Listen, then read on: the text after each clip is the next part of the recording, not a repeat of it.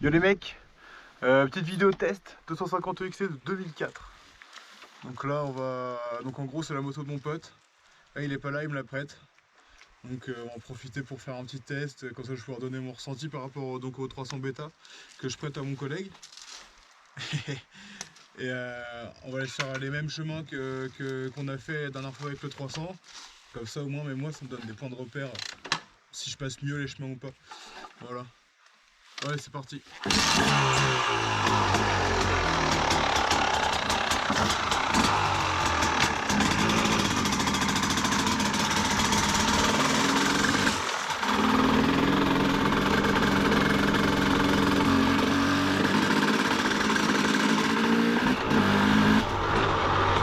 après, je tiens à préciser, on vient de lui faire le piston. Donc j'ai déroulé hier avec un petit peu. Comme ça, je vous dis pas de la merde non plus. Et au moins le rodage il a commencé à être fait. Aujourd'hui je partirai un peu plus dedans.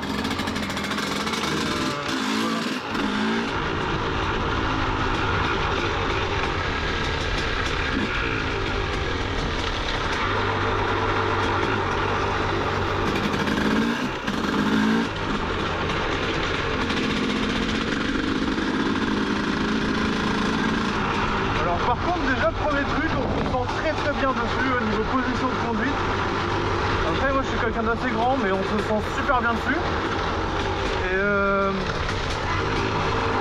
je me sens presque mieux que sur la bêta. Donc après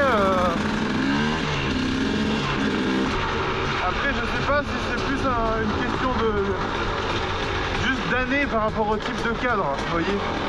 Que le bêta il est de 2013, celui-là est de 2004. Donc après je sais pas si ça a un rapport avec l'année et du coup là, disons comment les motos ont évolué.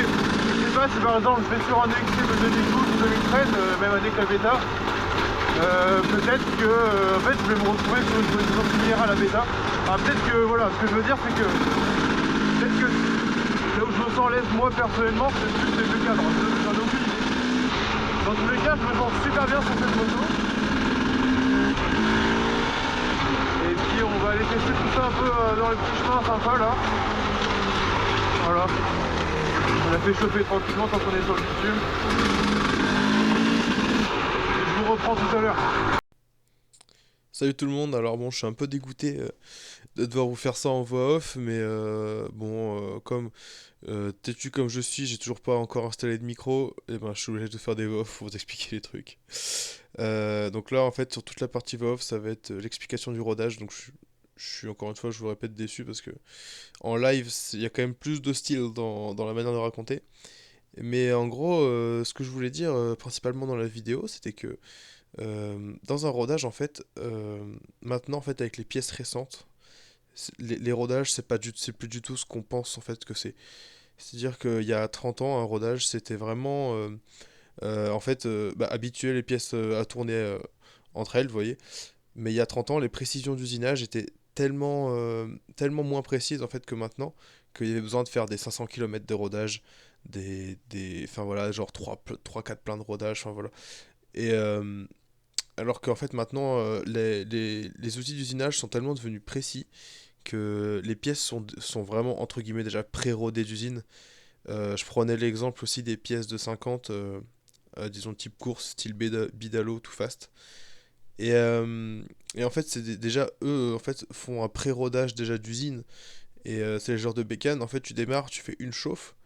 Et avec une chauffe et allez, un demi-plein à rouler un peu pépouze, le rodage il est fait quoi. Voilà, c'était un peu tout là. J'ai vite condensé entre guillemets ce que je voulais dire dans la vidéo. Mais ce que je disais aussi, c'est que si vous achetez une bécane neuve, euh, il faut l'habituer à le faire prendre du régime. Parce que si vous l'habituez jamais à prendre du régime pendant 500 km, et après vous allez lui demander beaucoup d'un coup, et ça va serrer, c'est sûr et certain. Et ce qui est, voilà, du coup là je me rappelle au fur et à mesure. Ce qui est important aussi, c'est vraiment de ne pas mettre le moteur en charge. Vous pouvez lui faire prendre des tours, style dans une descente, parce que le moteur va pas être chargé en fait. que lui demander en fait justement 100% de ses capacités dans une montée, c'est là en fait ce qu'il faut pas faire en rodage, c'est ça. Enfin voilà. Bon, du coup, je vous laisse sur la vidéo. J'espère que vous allez kiffer. Voilà, gros bisous à vous. Ok, donc là on a commencé à prendre des chemins. Et là on est sur la montée où je vais casser la gueule, voilà. Et là on va y aller tranquillement. C'est pareil, avec la caméra on prend tellement pas compte de la montée. Alors? C'est marrant. Tu vois ce que ça va être? Ouais. Ouais, c'est cool.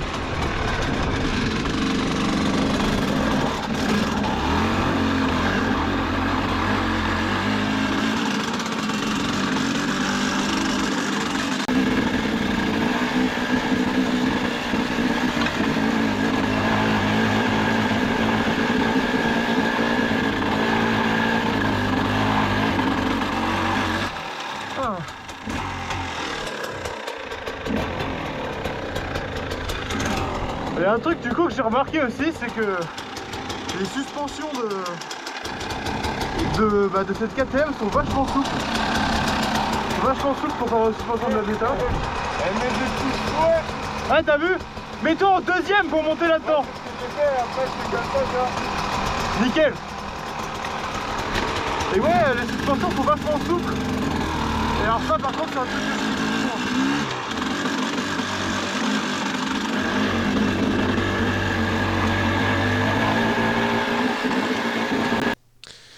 Allez tout le monde, c'est le retour de la voix off. Voilà, du coup là je prends la parole encore en voix off, donc pour vous faire le retour un petit peu sur le 250 XC. Même s'il y aura sûrement d'autres moments dans la vidéo où je reprendrai la voix off. Mais voilà, du coup, ce que je disais dans cette séquence-là, au micro, en live normalement, c'était que du coup j'avais déjà testé des 125 CR et que je roulais beaucoup sur des 50, quittés, etc. Et j'étais vraiment choqué en fait du coffre du moteur. C'est vraiment impressionnant en fait. Je pensais vraiment que ouais, ça serait genre creux entre guillemets en bas, entre guillemets, et que ça marcherait vraiment de ouf dans les tours. Et ça marche vraiment très fort dans les tours, mais ça marche aussi en bas. Et c'est surtout ça, le coffre du barrage m'a vraiment choqué. On a vraiment l'impression que c'est le filet de gaz du 300, sauf que là on peut mettre jusqu'à mi-poignée quoi, c'est pareil. Et ouais, juste là, voilà, la puissance de la poignée n'est vraiment pas, enfin, n'est pas la même en fait. C'est pas disponible de la même manière, mais le coffre moteur, je trouve qu'il est genre incroyable. Et du coup, ça en fait une moto qui est super super agréable à rouler, qui est super facile pour les débutants. Enfin, moi, je l'ai vraiment kiffé. On peut vraiment passer les obstacles super facilement, on se fait pas peur avec, parce que du coup, la puissance est super progressive comparé au 300 où dès que tu mets mi-gaz en fait ça t'arrache les bras quoi. Du coup c'est super progressif, c'est super agréable, c'est doux, on peut vraiment aller rouler sans se faire peur, du coup c'est super cool. Enfin voilà, du coup je vous reprendrai sûrement dans d'autres séquences. Bonne vidéo.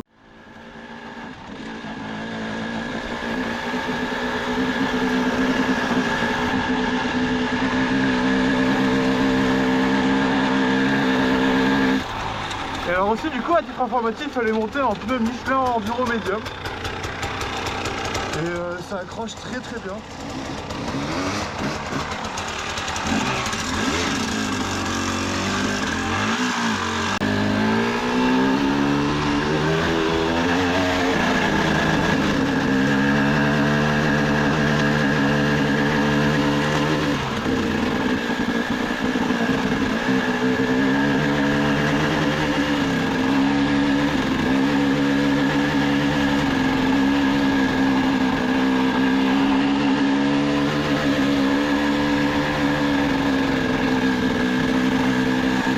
Là c'est un vrai kiff. Là je pars dans 2 jours. Et franchement je pourrais venir rouler tous les jours dans ce chemin. Tous les jours, c'est incroyable. Je m'en lasserai vraiment jamais je pense.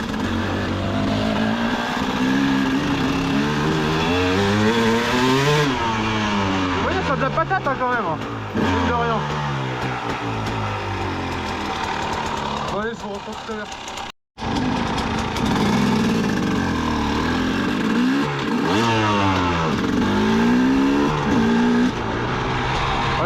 collègue de passer devant pour que je puisse le filmer un petit peu. Ah, ça fait bizarre de voir quelqu'un d'autre, enfin de voir ma moto en fait, rouler sans moi. C'est rigolo. Alors là je me souviens plus du tout. Ouais bah c'est par là, il a raison.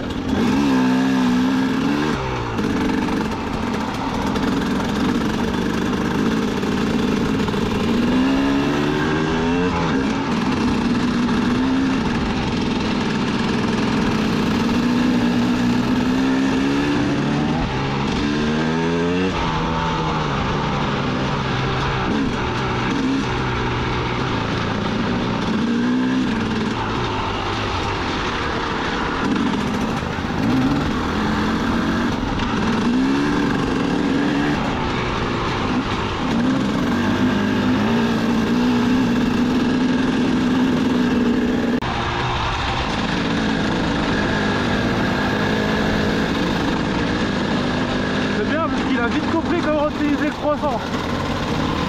Hier on a roulé, il mettait des grands coups de gaz. Et alors qu'en fait il n'y a pas du tout de vent.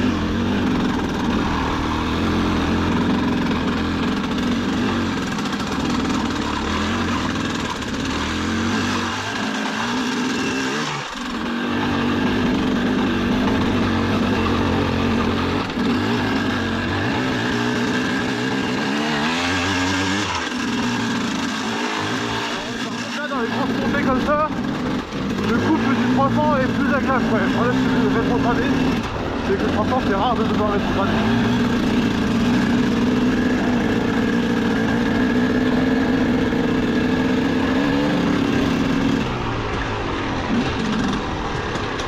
Ah.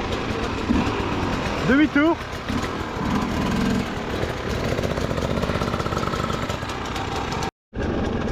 Alors du coup on fait dans l'autre sens du coup. Là c'est pas la même histoire.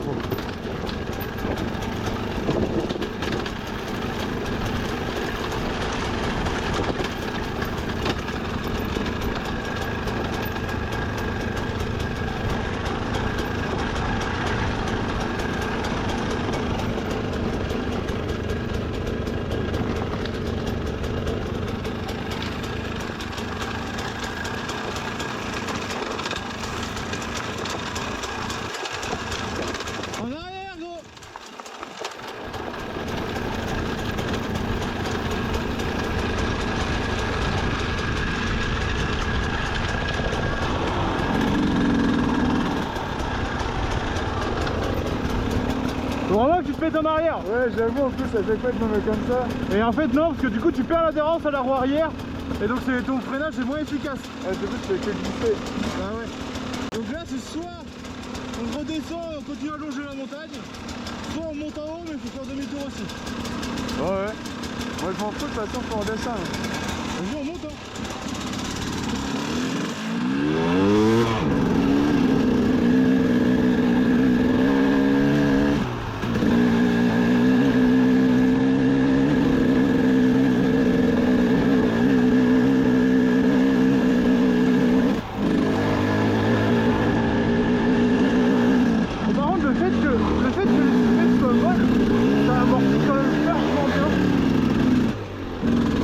Mais par contre, des fois, ça peut être vraiment très...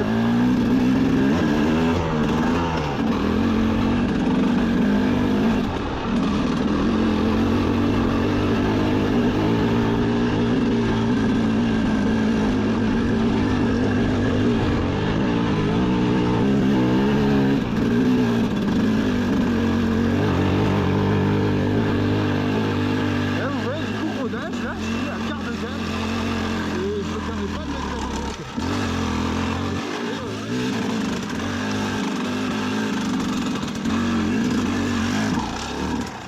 C'est un petit peu jeté, mais.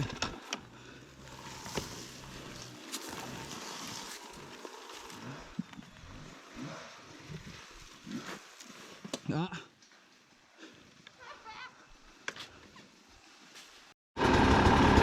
Hop là, bon là du coup on a un peu avancé. Vas-y, passe devant si tu veux.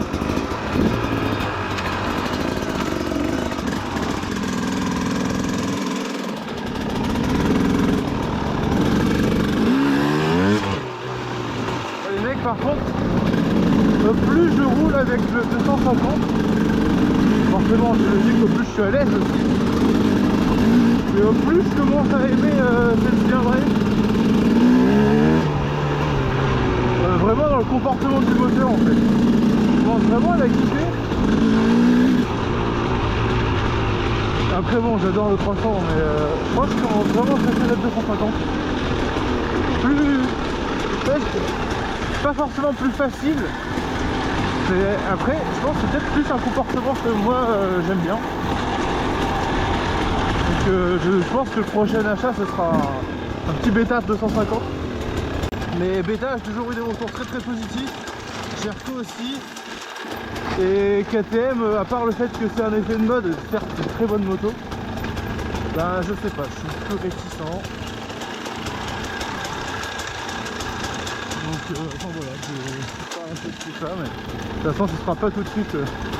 Je suis encore en train de rembourser des gens qui m'ont aidé à l'acheter de la 300. Donc qui c'était surtout le seul bon plan qu'il y avait à côté de la maison. Sinon je l'aurais acheté souvent, je pense, un 250 déjà. Mais du coup voilà, je suis tombé là-dessus. Et ça me va très bien. Ça me va très bien, elle est vraiment bien cette moto.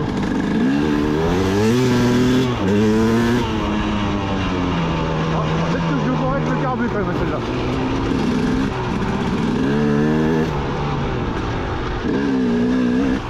Ouh, il va falloir y laver les motos.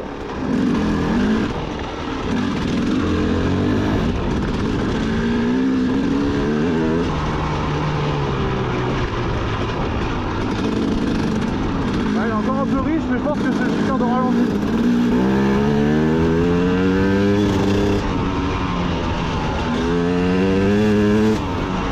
Je commence à chercher un peu quand même, faut l'habituer à charger un peu quand même. Mais ouais, c'est vraiment un comportement et une puissance que j'aime bien. Enfin, qui me correspondent bien en tout cas.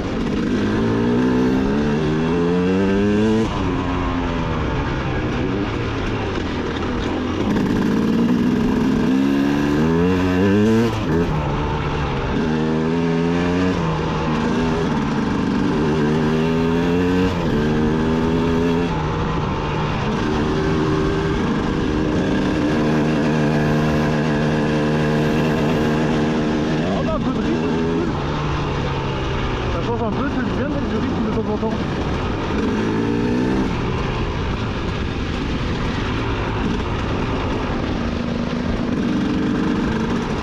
Oh, je vais faire les montées comme ça. Ouais, je vois. Ouais, je comprends carrément. Ouais, je sais.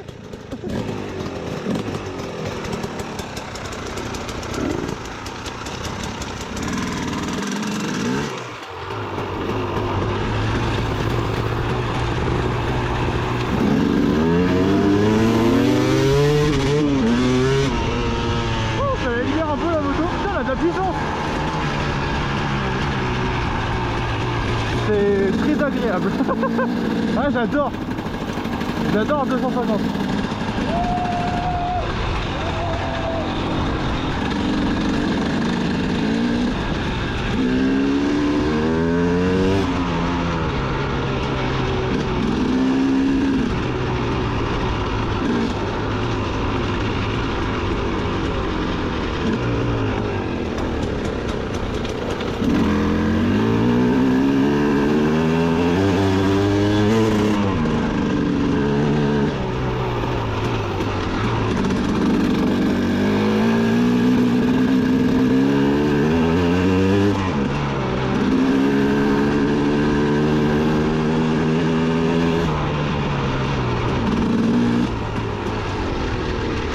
Moi j'étais jamais allé dans ces petits chemins là, mais c'est une dinguerie.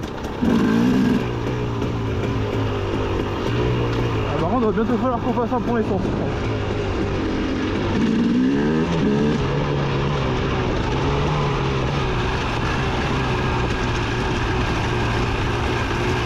Les chemins sont très roulants et ça j'aime bien. C'est vraiment quelque chose que j'aime bien quand c'est roulant. On va faire un petit point essence.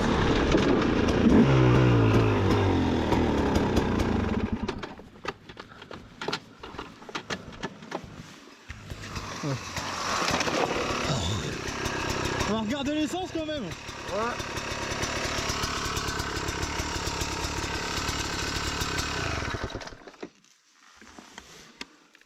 Ouais. Ouais. J'ai un peu plus du mi-réservoir. Ah ouais? Ouais.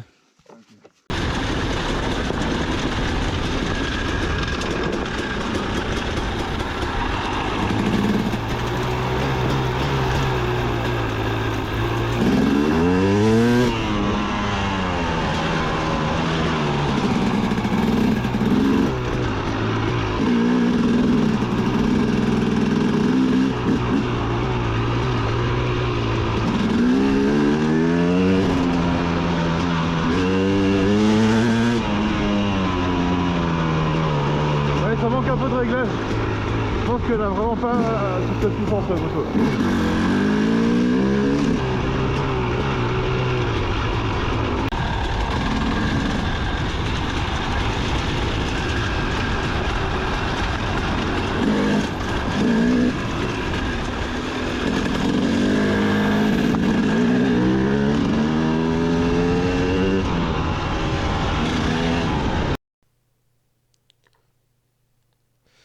Bon voilà, du coup les mecs, c'est la fin de la vidéo. N'hésitez pas à me dire en commentaire aussi. Alors ça c'est pareil, je vous dis ça à chaque fois, à chaque fin de vidéo, le truc que je pense. C'est par rapport au retour. Si vous préférez plus des vidéos de 20 minutes, des vidéos de 10 minutes, 15 minutes ou plus. Enfin plus après ça commence à être chiant à regarder je pense. Enfin, même moi, quand je regarde des vidéos sur YouTube, plus de 20 minutes, ça commence à me casser les couilles. Mais ouais voilà, là je voulais vous mettre le test complet de la 250 XC avec la balade qui suivait, etc. Pas juste le blabla. Sachant qu'en plus mon blabla il se fait en voix off quand je parle de la KTM, donc donc heureusement que je vous mets la balade derrière. Mais voilà, après sinon je vais essayer de vous mettre vous faire une série de vidéos là sur la randonnée qui dure une journée. Je vais faire des séries de vidéos d'à peu près 10 minutes. Je pense que ce sera quand même vachement agréable. Mais du coup voilà, j'attends vos retours là-dessus. Y a pas tout qui. Les vidéos sont pas postées dans l'ordre réellement de comment elles ont été tournées, mais normalement ça devrait être sympa. Ça devrait être sympa à regarder. Je vais essayer qu'il y ait un peu de cohérence quand même dans tout ça et voilà. Bon bah bonne journée à vous les mecs. La bise.